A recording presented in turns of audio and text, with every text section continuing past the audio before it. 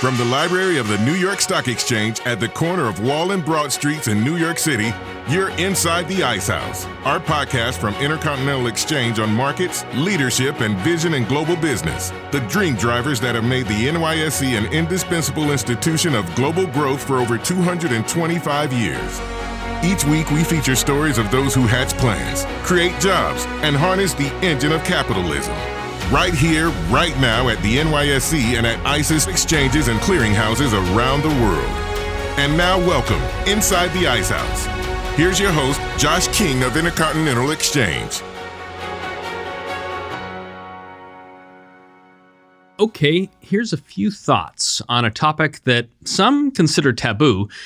So strap on your seatbelt, or as Mark Antony might say in Julius Caesar, lend me your ears. We're talking about globalization. Let's wrap a working definition around it. Call it the increasing interdependence of world economies. It's a word that's been creeping further into the lexicon since I was working in Bill Clinton's White House back in the 90s, coursing with increasing frequency through conferences and summits and fireside chats for the last few decades. And there hasn't always been welcome by a lot of folks talking about globalization, and there's debate over the origin of the term and which historic moments catalyzed its agenda. We could, for example, go back to December 11th, 2001. That's the day, rude in some circles, that China joined the World Trade Organization.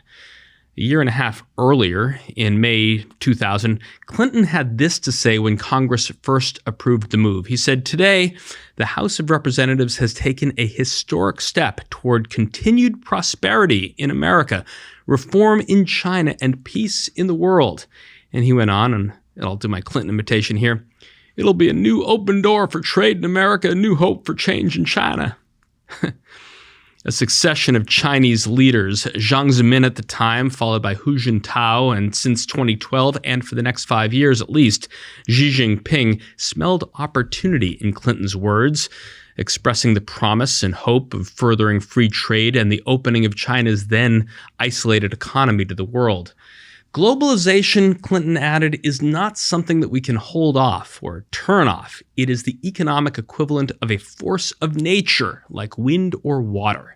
Now, it wouldn't be until the 2008 global financial crisis, 8 years after Clinton was well into his next act leading his foundation, that the scope and potential dangers of globalization would be etched in high relief.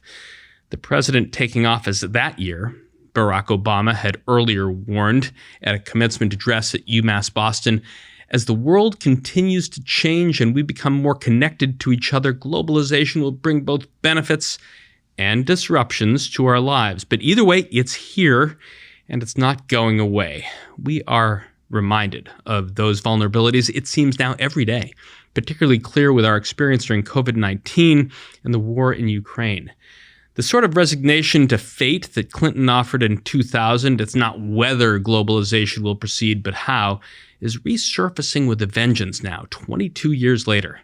Our guest today, Rana Foroohar, is making the case that the reign of globalization as we've known it is over. In her latest book, Homecoming: The Path to Prosperity in a Post-Global World, published in October from Crown, Rana serves up a study of how the paradigm of globalization is now shifting and investigates the negative consequences of its unchecked expansion. In a minute, we'll hear from Rana on her views on why globalization has failed and what it really means for the U.S. and the world economy, as well as taking a walk through her career as an international journalist for some of the world's leading financial publications. That's all coming up right after this. And now a word from Stellantis, NYSE ticker STLA. Their grandfather once crashed an auto show by driving through a plate glass window on purpose. Their father was the most awarded SUV ever. And their crazy uncle raced sports cars and won. And while the blood of their relatives still runs true, none of them can do what these can. Introducing the next generation of Jeep Grand Cherokee. Available in 2-row, 3-row, and 4xe. The legacy lives on. Our guest today, Rana Foroohar, is associate editor and global business columnist at the Financial Times. She also serves as CNN's global economic analyst and is an award-winning author of 3 books. Rana is joining us today from Brooklyn, a few miles from us here at the NYSE. Rana is known for advocating the slogan Main Street, not Wall Street. But I promise we won't bite here at the corner of Broad and Wall Streets. With that, welcome, Rana, inside the Ice House. Oh, it's so nice to be here. Thanks for having me. So before we get to the book, a scan of your Twitter feed gives us your latest piece, Political Arms Race Ends in a Coin Flip, your analysis on the results of the midterm elections. You also did a post-game analysis with your colleagues Ed Luce and James Politi. What's your take? Well, as a registered Democrat, in some ways, I was a little bit relieved because we didn't see the red tsunami that it seemed like we were going to. But look, let's face it, our politics are still very bifurcated. In the context of this larger conversation that we're having about globalization, deglobalization, I think that the midterms are actually going to lead to hotter rhetoric in the U.S. around deglobalization. Now, I think that some of this is going to be necessary from a policy standpoint. I think that regionalization, more redundancy in supply chains is a good thing.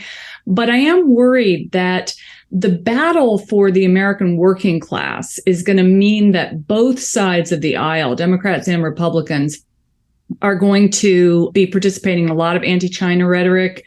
Some of that is going to be seen as xenophobic and nationalistic by our allies. And the world is going to be bumpier before it gets flatter again. It never really was flat, which is something I'm arguing in my book as well. But we're in for a tumultuous couple of years. Biden and Xi meeting around the periphery of the G20 next week. What's your expectation of what might come out of that in terms of cool rhetoric, warm rhetoric, hot rhetoric?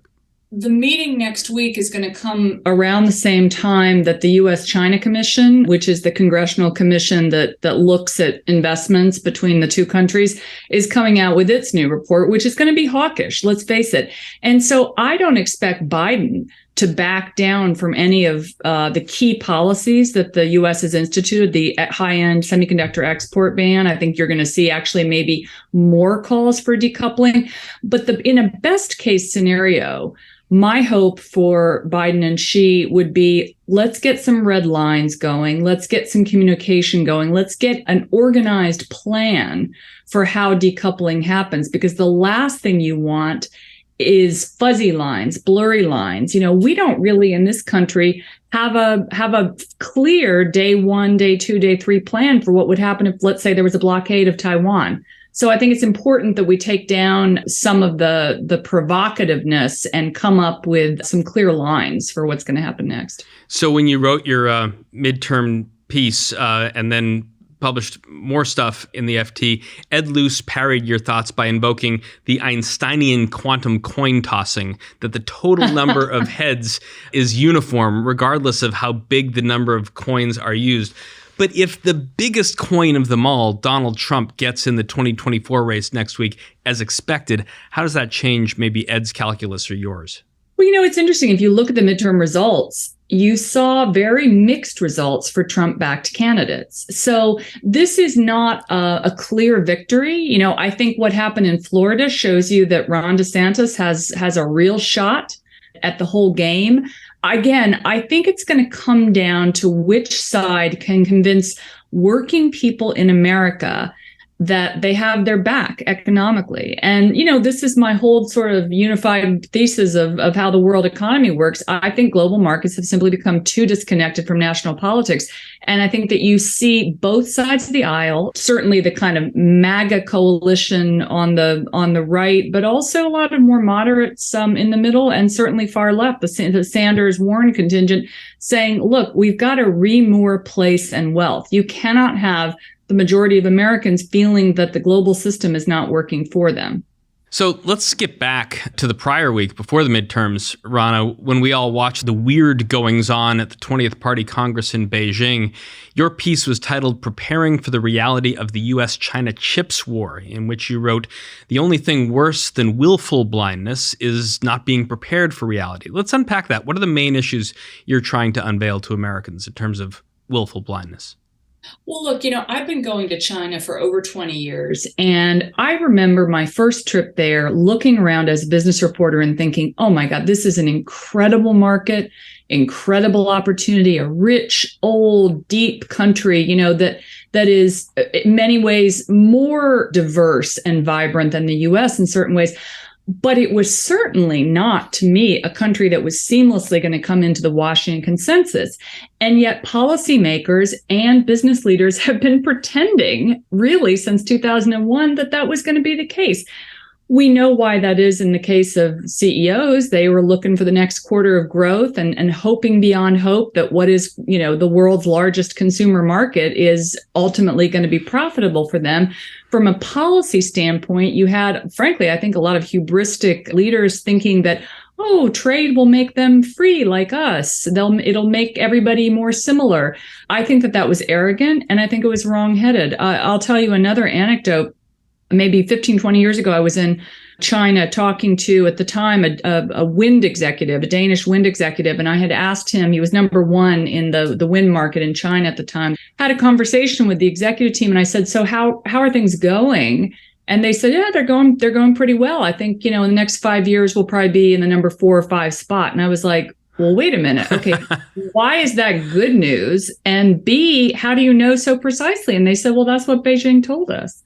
And I thought, okay. Until they get the blueprints and the plans for how to build a windmill themselves. Right. Why are we all pretending that the rules of the road are the same here? And so to me, there's always been willful blindness. All right. So 2015 comes around, you get the Made in China 2025 plan, which says, look, we want to be a dual circulation economy. That's the wonky state language for we'd like to hub more production and consumption at home. We have enough consumers now. We don't have to just be the factory of the world. We can do more regional production, which frankly, as many of your listeners will know, makes sense for all kinds of reasons, from speed of innovation to reduction in emissions to lower fuel costs. A lot of companies have been thinking about regionalizing and localizing production for some time. Chinese said, we're going to do that, and we want to be separate from U.S. technological supply chains within the next few years. That was a pretty big statement about decoupling. And, the Chinese make these 5-year plans. They do not divert from them vectorally. With the details may change, but the direction does not. You then have Trump coming into office, and I personally don't think he had much of a coherent plan about anything, but I was a fan of his USTR, Bob Lighthizer, who, frankly, lifted the veil, lifted the scrim and said, we're not going to pretend that China is playing by the laws of the WTO. We are not going to pretend that there is an even playing field here. We are, going to slap these tariffs on, and we're going to rethink how this relationship works. And I think that was a brave decision.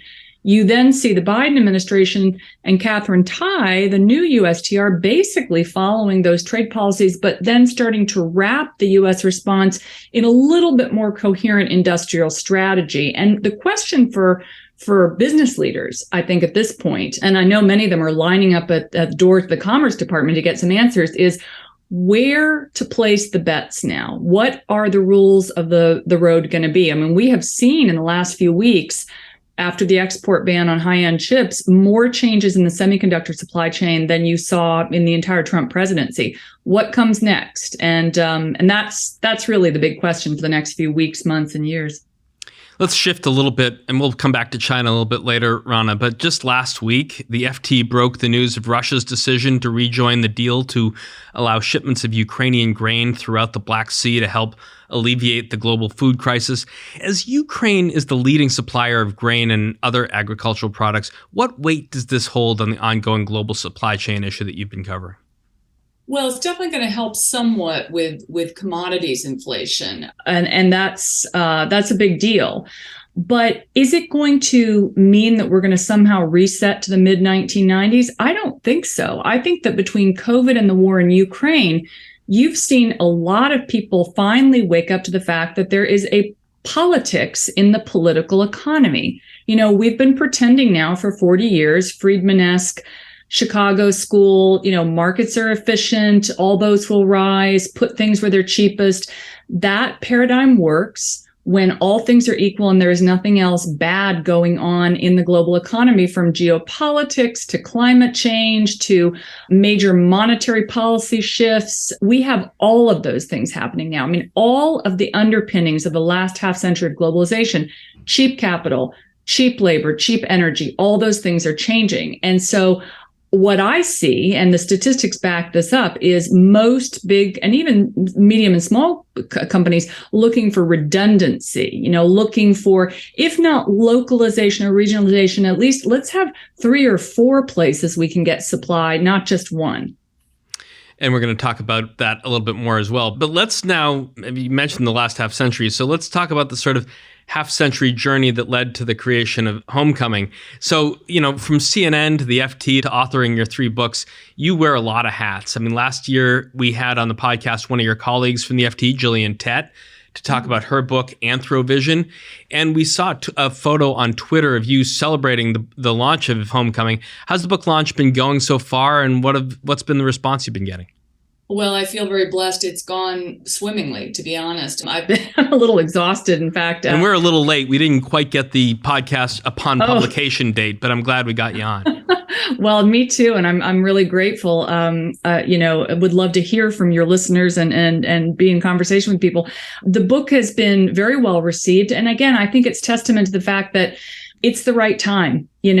People are really finally connecting the dots, I think, between the crises of 2008, the pandemic and the shifts in supply chains, the war in Ukraine and the return of realpolitik, and saying, all right, we are in an economic pendulum shift. And this happens about once every half century, to be honest. One paradigm, in this case, I'm arguing the neoliberal paradigm, is giving way to a new one. And that happens throughout history. I mean, you look back into the 18th century, mercantilism kind of worked until it didn't. Then you got laissez-faire, then you got Keynesianism, then you got neoliberalism. Now, my book argues that while the last half century of neoliberal globalization produced a huge amount of wealth at a global level, it also tremendously increased inequality within countries, which was problematic not just for the US, but really for certainly all the OECD countries and many others as well, in the sense that it made a lot of people on the ground, particularly in liberal democracies, feel like, wait a minute, are the markets existing in their own sphere? Are they actually working for us? Are the technocrats that lead our countries making policies in the interests of national voters? Or are they kind of floating 35,000 feet above us in a global economy? So I want to figure out if I can unpack where your perspective was formed from. And you were born in rural Indiana to a Turkish immigrant and a small business owner. How did your upbringing begin to shape your worldview? Well, it was profound. For starters, my dad, he was an engineer, educated in the U.S., ran factories in the components, essentially the components sector for Detroit, automotive components. And so 2 things that I always really took. I saw how he worked and did research and development, and it always struck me that manufacturing mattered. I never bought into this neoliberal idea that it doesn't matter whether you make potato chips or computer chips. I could see that having research and development and sales and labor and leadership in a hub talking to one another was profound for innovation. And in fact, if you look at the top innovation hubs in America, Silicon Valley being, chief amongst them, you always had that ecosystem. I was then a foreign correspondent for many years in Europe. I traveled in the Middle East and Asia, and in particular in Germany. I saw that model being replicated in the German export economy, where you were able to keep those pillars of community, not just the top end of business, but labor, the public sector, R&D, everybody talking to one another, and that it was really beneficial. The other thing, though, that really shaped my felt experience growing up in Indiana in the 80s and 90s was the sense that free trade was everywhere and always working perfectly. I just never saw it that way. I lived through the consolidation of family farms, the loss of manufacturing jobs, which frankly devastated entire communities, leading to deaths of despair. I can remember actually, in fact, I was at my colleague Jillian's house in the run-up to the 2016 elections that Trump won. I was at a dinner party at her house, and there were a lot of high-level Republican donors there. There were some politicos. And I remember the Indiana primaries were playing on the TV in the background. And people were talking about Trump like, he was going to be out of the race in minutes. And I just thought, I don't think so. And I said to one of the big conservative donors, what are you offering the people in my town that have a high school degree and the factories and farms that have made up this community are dead? What are you offering them aside from trickle-down economics? And they really didn't have a good idea. And that's why my hometown of Frankfort, Indiana, and my county, Clinton County, went 76% Trump in that election. So we have a sense now of your perspective. Now I just want to get a sense as you sort of look in the screen and start writing your book about your process. And when I spoke to Jillian last year, she told us about a concept well known and practiced at the FT called a scoop of interpretation, which means not a scoop of actual factual knowledge, but a scoop of interpretation about how the world's changing. What's your scoop of interpretation on how the world's changing today? And how have you balanced both your factual scoops with the subjective interpretation in your journalism? The thing about journalism is it's a profession of inductive reasoning. We go out and we look at what's happening in the real world and we try to connect the dots and make some inferences. And if we're lucky, we've been doing it a long time. I've been a journalist, economic journalist on 3 continents for 32 years. And you start to get a sense of what are the models telling you should happen and what's really happening. And that was sort of at the core of my book. Coming up as a business and economics reporter, we were told that markets were efficient. We were told that cheaper was always better. As long as you're driving down consumer prices and raising share prices, everything's fine. But I saw over many decades the risks, the hidden risks that were built up in the system, be it intense corporate concentration or an unlevel playing field in which you've got state capitalists and free market societies trying to compete by the same rules and failing.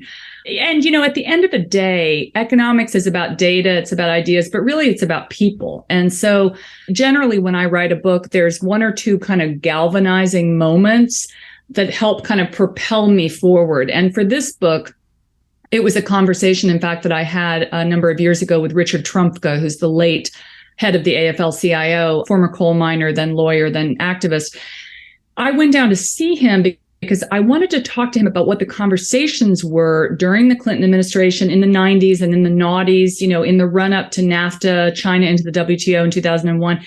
And he told me about a conversation he'd had with a former Clinton administration official who came to him to talk about these deals. And Trumpka said, some of these trade deals are really going to kill us. And labor is going to be very compressed. We're going to see a lot of outsourcing. How are we going to cope with this? And the policymaker said, well, we know it's definitely going to lower wages in the rich world, but don't worry. Eventually, there's going to be a kind of a leveling up, a leveling out, to use those terms. And Trumpka said, well, okay, but how long is that going to take? And the policymaker said 3 to 5 generations. And that kind of summarizes what I think is an absolutely false narrative within economics, that place doesn't matter. That you can create jobs anywhere. You could, create them in Brooklyn. People will come from Kentucky and take them, no problem. Give me a break. Place has always mattered. The world has never been flat. For some of the terms that we've been throwing around, let's define neoliberalism for the listener. And what's the difference between the type of neoliberal globalization you write about versus what you also just mentioned, world is flat definition of globalization that many of us would imagine when thinking about the term? Yeah. So neoliberalism is actually, it's a confusing term in some ways. It gets thrown around in a political sense and an economic sense. In some ways, it's used differently in Europe versus the US. The way that I define it is the way that the IMF, which is one of the sort of, core neoliberal organizations, would define it, which is The idea that capital, goods, and people will all travel seamlessly across borders and end up where it is most productive for them to do so. That's really the core of the Washington Consensus. It's the core of how globalization has run and been assumed to work over the last certainly 40 years or so. The problem is that there was a chink in that argument. Capital always moved faster than either goods or people. And you can see that in the stats. I have some research from one of the trade departments at the UN that found that over the last 20 years, the major beneficiaries of this kind of neoliberal globalization were big multinational companies, handful of them, and China. And that's because there was this cheap capital for cheap labor bargain. You know, a lot of companies outsourced labor to the cheapest areas. China and Asia in particular provided most of that. But that bargain is kind of tapped out now. We can get into that in a minute. The shorthand for this is that the world is flat, that it doesn't matter where you are. You can be in Bangalore, you can be in Beijing, you can be in Boise, and you have equal opportunity. I am arguing that, in fact, that is not the case at all. And it's interesting because there's now a real push in many academic centers. I'm involved with projects at the Harvard Kennedy School, at Columbia, at Johns Hopkins, to look at place-based economics, because there is, of course, a huge difference. Your zip code matters profoundly in terms of your fortune. And we now know that you can't just put jobs everywhere and say, if you build it, they will come. You have to think about how to nurture local communities and make sure that the entire economic ecosystem works, not just for, a handful of companies or a couple of big countries. In times of crisis, we tend to look at recent history for answers. You and I have talked about it a little bit already in the conversation. Looking at the history of economic trends is what your book explores. This moment, 2008, the financial crash, how did that help unveil the neoliberal reality to Americans? And what are the biggest takeaways from that period? My first book, Makers and Takers, was about this. And one of the things that I looked at in Makers and Takers is, why is Wall Street incentivizing so many American businesses to do such short-term thinking? We kind of are all familiar of the concept of quarterly capitalism now, but I was coming at this as a business reporter, seeing business leaders, knowing CEOs, knowing most of them to be really decent, honorable, thoughtful people that want to do the right thing. And yet seeing them do the next share buyback instead of investing in the seed corn that would create the product in 5 or 7 or 10 years. Well, why do they do that? Because the average CEO has a tenure of 3 years. And if you're going to try and invest in a product that isn't going to pay off till 7 years or 10 years, well, you're probably not going to get to see it come onto the shelf. You're going to be fired. So I started looking at how the markets themselves, the financialization of the market and the creation of this kind of closed loop of buying and selling of existing assets rather than investment into the future was undermining US style capitalism. And then, as I worked with the FT, as I began to think more about the US-China relationship, it just seemed to me, wow, this kind of quarterly capitalism, this neoliberal model is so ill-suited to competing against a state-run economy that is looking for the 50 years, the 100 years, the 500 years. And we have got to bridge that gap somehow. It's talking about the state-run economy. One of the anecdotes in your book comes from the Chinese Communist Party, their prediction that the U.S. would fall from pole position to 4th place following the 2008 financial crisis. Now, a couple of weeks ago, I interviewed the U.S. Deputy Treasury Secretary, Wally Adeyemo, where I asked him where he sees the U.S. ranking on the global landscape. And, he's quite positive, but I'd like to ask you the same. Where do you see the U.S. ranking now? And what would you say those Communist Party leaders' predictions, do you think they've been borne out? Boy, it's such an important and profound question. I feel like we're on a knife's edge right now. And I feel that this country could either move to a real golden age of prosperity if we get it right, or we could end up being Brazil. And let me sketch out those two possibilities for you. I look in my book at how historically the way that you get big bursts of shared prosperity, not just asset growth, not just, growth that enriches the C-suite, but 2 or 3 decades of broad-based middle-class job growth. It's when there is a big transformative new technology and the government comes in and puts a floor under it, and then the private sector commercializes it. This is what happened in the advent of the railroads and the race to the West. This is what happened with the internet. You've got DARPA inventing something, the Defense Department putting a floor under it, Silicon Valley commercializing it. We are clearly at that place now between the opportunities in a clean tech transition, AI, biotech. There are just a handful of very transformative new technologies, Internet of Things, that are poised to bring tremendous growth. But we need policies that are going to put a floor under it, not just in this country, but ideally along with allies, because you need scale in order to reach demand for companies to invest. And you're seeing that happen in semiconductors. Knock on wood, that will continue. But you also need a trained workforce. You need to start connecting the dots between job creators and educators. And it's like we have forgotten in this country. We invented modern industrial policy. Alexander Hamilton was all about that. China took a page out of our playbook. And yet that's still kind of a third rail term. I'm in all these conversations right now between public officials and business leaders about tracking and mapping the supply chain. And I just see these huge gaps of knowledge where we don't even know how to make our own secret sauces anymore. And we're not talking about picking winners and losers here. We're talking about just connecting a few dots between the public and the private sector, and then allowing the beauty of the more decentralized, innovative American system to bubble up and allow innovation to happen. But if we don't make some of those policy tweaks, if we don't improve education, if we don't, really start to bridge the inequality gap, because there's like 25% of the population that's doing fine and everybody else that is just in a totally different ballpark, then we really are going to end up like with an economy like a Latin American, highly bifurcated sort of economy where rich people are taking helicopters from building to building and everybody else is, down living like a troglodyte. Notwithstanding what may come out of a readout or a communique from Biden and Xi's meeting next week, presuming that at some point near down the road, there is a decoupling, what do you see as the biggest effects of China's decoupling on the rest of the world? And what does that mean for America in terms of its global leadership potential? Okay, so I'll play the scenario in a positive way and in a less positive way. In a positive way, I have always thought that it was a good thing for there to be more local production and consumption hubbing. It makes sense for all kinds of reasons. Business was moving towards it even before COVID or the war in Ukraine.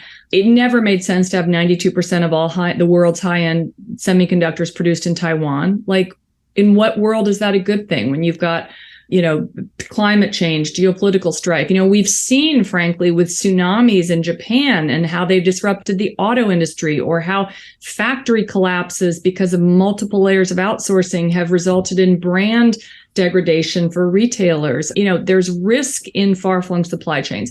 So if there can be a kind of a regional hubbing, a tripolar world, Asia, Europe, and the US, doing a little bit more redundancy, resiliency kind of production, that could be a good thing. And I could imagine that little bit of remooring of wealth and place could actually lead to better politics. I'm not saying that there's not going to be bumps in the road. There always are during paradigm shifts, but that's the best possible outcome. Now, the darker outcome is China under Xi has become a surveillance, and even, let's say, an even harder line surveillance state. Forced labor is a real issue. There is no assumption of privacy. Free speech has been utterly squashed, not that there was much to begin with in China. If those values remain the values of the party and of the state, and you start to see countries like, let's say, Germany saying, well, we're okay being in the Chinese orbit. We're gonna just replicate this whole business of, getting our gas from an autocrat, and we're gonna do business and get on the same tech standards with China and move away from the US and move away from liberal democracy and those values. And you've already got countries like Italy and Greece kind of being pulled into the One Belt, One Road supply chain ecosystem. Then I'm worried. I'm worried for Europe in particular. I think the Germans are once again being very short-sighted about how they're thinking about their trade relationship and their political alliances.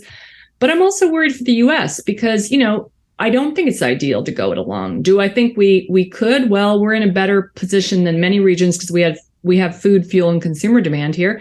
But no, ideally, it's not efficient to be trying to go it alone in a world where you want to build more demand and more networks of allies. Food, fuel, and consumer demand. The world is ever-changing and far from rational, and economic policy has to reflect that. As Rana says, after the break, we'll dive deeper into Rana's book and how she sees the global economic pendulum swinging back toward a more local, less global world. All that's happening coming up right after this.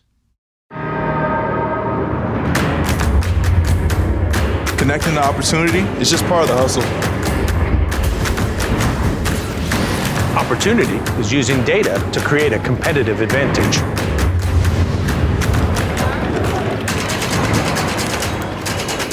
It's raising capital to help companies change the world. It's making complicated financial concepts seem simple. Opportunity is making the dream of home ownership a reality. Writing new rules and redefining the game. And driving the world forward to a greener energy future. Opportunity is setting a goal. And charting a course to get there. Sometimes the only thing standing between you and opportunity is someone who can make the connection. At ICE, we connect people to opportunity. Back now with Rana Foroohar, author of Homecoming, The Path to Prosperity in a Post-Global World, out now from Crown. So let's go back to one of your trips to Beijing. You're talking to a People's Liberation Army general about potential military conflict between the U.S. and China.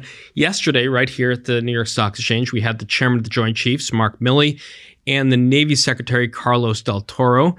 And if maybe we were once distracted by Pakistan, Afghanistan, and the Middle East, I assure you they are now focused squarely on China, South China Sea, the Straits of Taiwan, etc. As you note, most of what we buy at Walmart has to travel through the supply chain route in that area. How did that prove to be the inciting question in this book?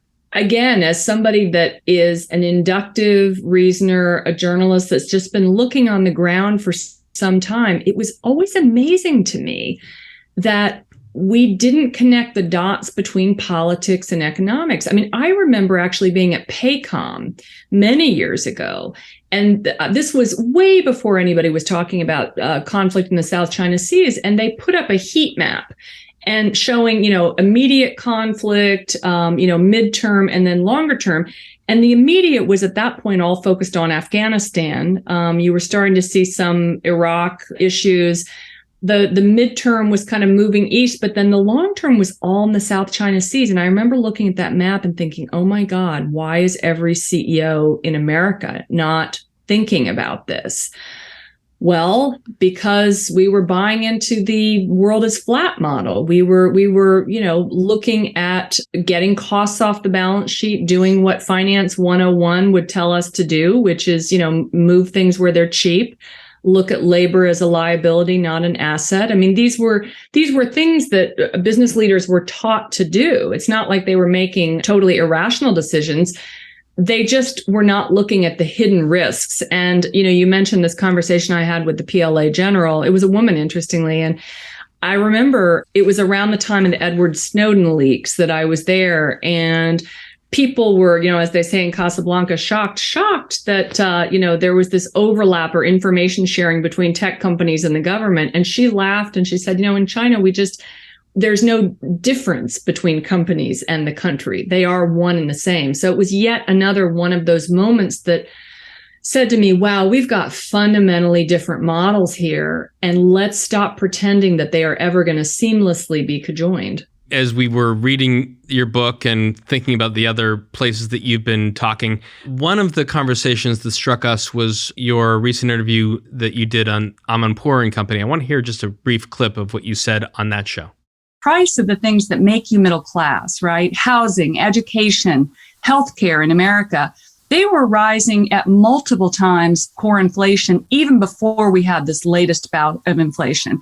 And I think that sense that we now need to reconnect the global economy to national political concerns is really where the action is. So, Rana, if we're going to be less dependent on cheap goods, globalization, and the free movement of capital and trade, wouldn't that mean further rises in inflation in consumer goods for us here at home? How do you justify the negative setbacks that'll come as a result of Walmart's products being a lot more expensive? Right. So you're hitting the big key question. If the cheaper is always better model is going away, we're at the end of cheap capital, cheap labor, cheap energy, then that does imply higher levels of inflation. We're going to have to buffer that short term. And I think for working people anyway, and I think the Biden administration has done a decent job of doing that throughout the pandemic. But ultimately, you have to increase productivity and you have to increase wages, not by just jacking them up to compensate for structural shifts, but by changing the way the economy works.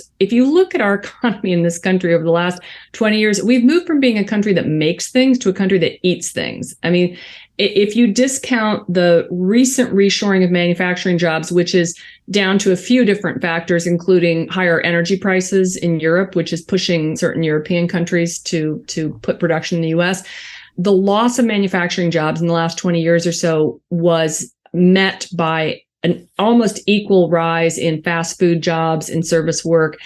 The idea that a cheaper flat screen television at Walmart is going to make up the difference between a $15 an hour job and a middle class life is just craziness. You know, housing, healthcare, and inflation were rising 3 times core inflation before we started seeing the Fed shift gears. Now, housing year on year, if you look at both the recent increases in housing prices, they've started to soften a little bit, but not enough.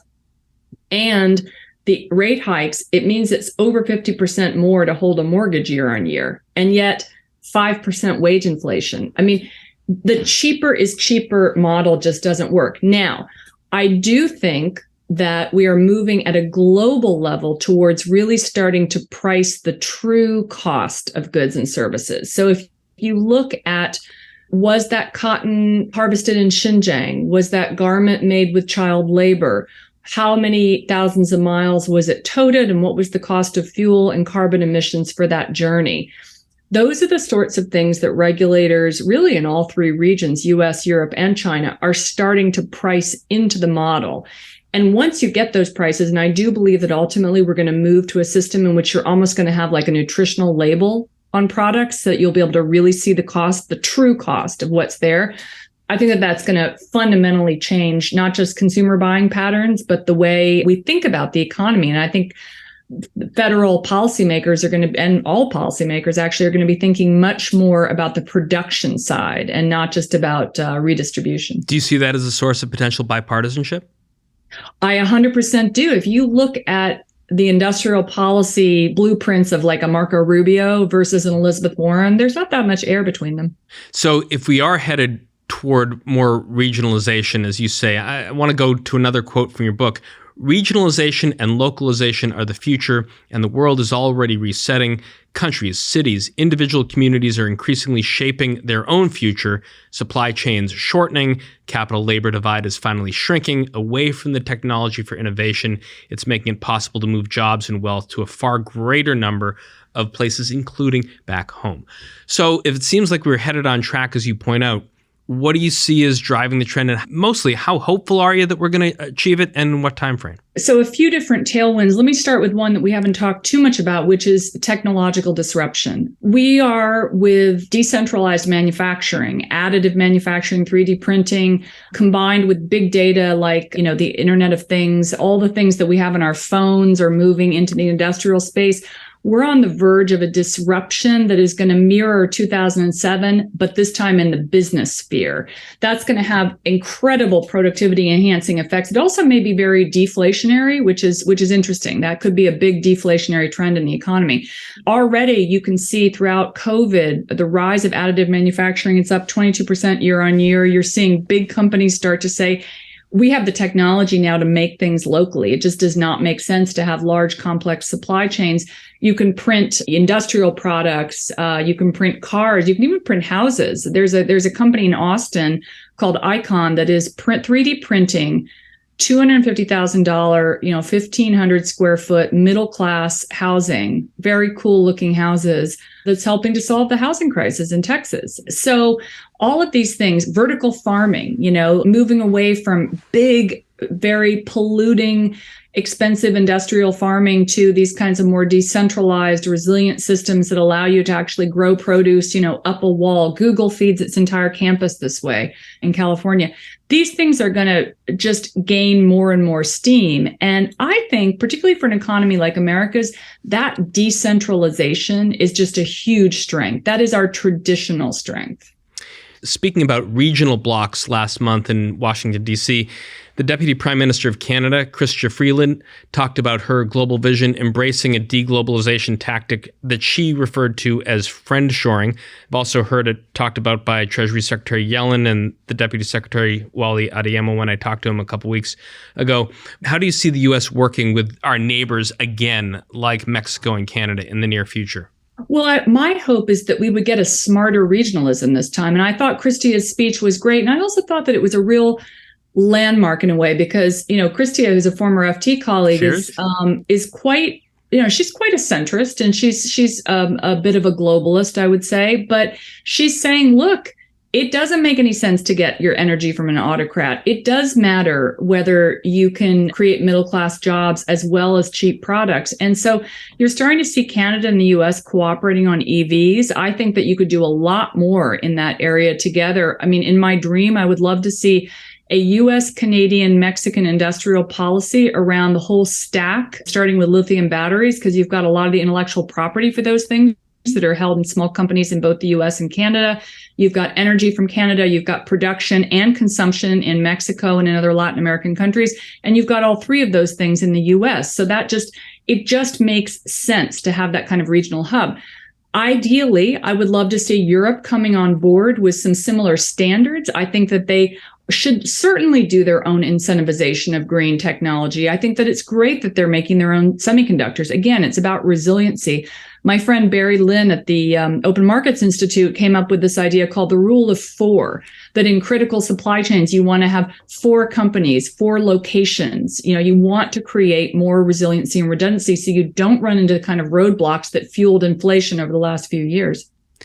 So you mentioned vertical farming a little bit earlier. You talked about how Google is feeding its campus. In some ways, food security is an issue that we are totally preoccupied. I've had guests on the show who are very much into the hog and pork business in China. And when, that whole herd goes down because of disease, suddenly people can't get their bacon here. This is an issue that you dive a lot deeper into in your 4-part film series with the FT. I want to just listen to one of the farmers from the film talk about the big ag industry. I think the one thing that I would love to see is for government and policies to be shaped around people, not industrial ag that's talking in their ear all the time. They have the money, right? And a lot of time that feeds what policies we create. You see it every day. And so we really need to be working with producers who produce what I would consider real food, not just commodities. What were some of the biggest takeaways you had when you visited small farms and spoke with the farmers yourself? What surprised you about it? Oh, gosh, so much. I mean, agriculture is one of the most broken markets, and one of the markets that show how markets just aren't always efficient. One example, in a lot of rural areas in America, you could have, let's say, a small pork producer that cannot walk 6 miles or drive 6 miles down the road and sell their meat to a local school or a hospital because there are 3 or 4 middlemen, from a commodities trader to a large food packager to a giant industrial grocery chain, that are sitting between that farmer and the market. That's crazy. I mean, that leads to things like the overproduction of commodity crops in this country. And that is a model that was based on the Great Depression. The idea that we are subsidizing the extremely low margin production of corn and soybeans. I grew up in rural Indiana. Most of the corn that I grew up in was for cattle. The cattle feed and the cattle operation still is one of the most polluting industries on the planet. And yet we're not producing enough calories in this country of healthy fruits and vegetables. And what we do produce is often produced just because it can be transportable. The biggest produce cash crop in America is iceberg lettuce, which I think of as a vehicle for blue cheese myself. But nobody really thinks I want to get up and eat some iceberg lettuce today. But we farm a lot of it because guess what? It can survive in a truck for 6 months, although it's losing half of its weight, which is water. And think about the transport costs. Think about the energy costs. Think about the lack of nutrition. Think about the fact that our food systems are leading to obesity, which is one of the reasons we have the most expensive healthcare system in the country. None of these things make sense when you look at risk more holistically. And all these things are driving, I think, just a rethink of big, cheap as the solution. So to bring it all home, Rana, as we wrap up, literally, I want to leave our listeners with your final thoughts on how you see this post-global world unfolding. As Coach Norman Dale says in the iconic Indiana-based movie Hoosiers, there's a tradition in tournament play, not talk about the next step until you've climbed the one right in front of you. That's Gene Hackman, if you can visualize him saying it. So, Rana, what is the next step we have to climb in this post-global world? Dot connection. We have so many resources in this country. I mean, one of the really hopeful things in my book is going around and talking to the business leaders that have done amazing things in the last few years. One of my favorite stories is going into the textile supply chain in the Carolinas and talking to these small and mid-sized manufacturers who did survive China's entry into the WTO. And they're kind of like Darwinian case studies for how you want to run a business. Oftentimes, they don't have the pressure of the public markets, so they can sometimes think a bit longer term. They tend to be family owned. They're working together in a collaborative model. The pandemic hits, nobody's buying T-shirts, so they retool in 48 hours and start making masks. There are areas of industrial capacity like that all around this country. We are still the technological leaders. We are the leaders of the information economy.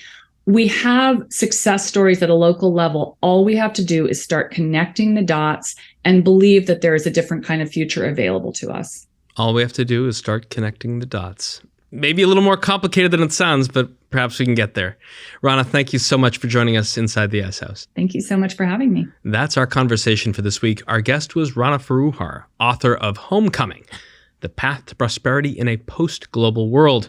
If you like what you heard, please rate us on iTunes so other folks know where to find us. And if you've got a comment or a question you'd like one of our experts to tackle on a future show or to hear guests like Rana, email us at icehouse@ice.com or tweet at us at IceHousePodcast. Our show is produced by Isabella Bazzone and Pete Ash with engineering from Ian Wolfe. I'm Josh King, your host, signing off from the library of the New York Stock Exchange. Thanks for listening. Talk to you next week. Information contained in this podcast was obtained in part from publicly available sources and not independently verified. Neither ICE nor its affiliates make any representations or warranties, express or implied, as to the accuracy or completeness of the information and do not sponsor, approve, or endorse any of the content herein, all of which is presented solely for informational and educational purposes. Nothing herein constitutes an offer to sell, a solicitation of an offer to buy any security, or a recommendation of any security or trading practice. Some portions of the preceding conversation may have been edited for the purpose of length or clarity.